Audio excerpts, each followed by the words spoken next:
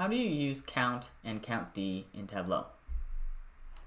Count is self-explanatory, and count D means count distinct. I'm going to first start by adding region to the view. Then I'm going to add a calculated field. I'm going to call this count of region.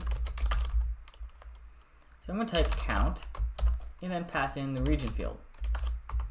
Most of the time you'll be counting dimensions.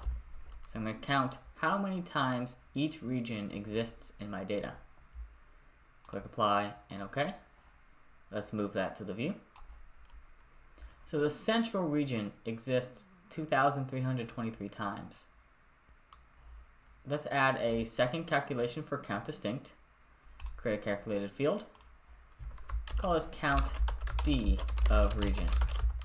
And it's simply going to be the same thing, but a D added to count. Count D of region. Close that out. Click apply and OK. And move that over to the view. You can see that within the central region, I only have one region. That makes sense. It's only central. So it's one for each region. If I remove region, I can see that count distinct of region is 4 and count of region is 9,994. There are 9,994 rows in my data and there are 4 distinct regions. Hope this helps.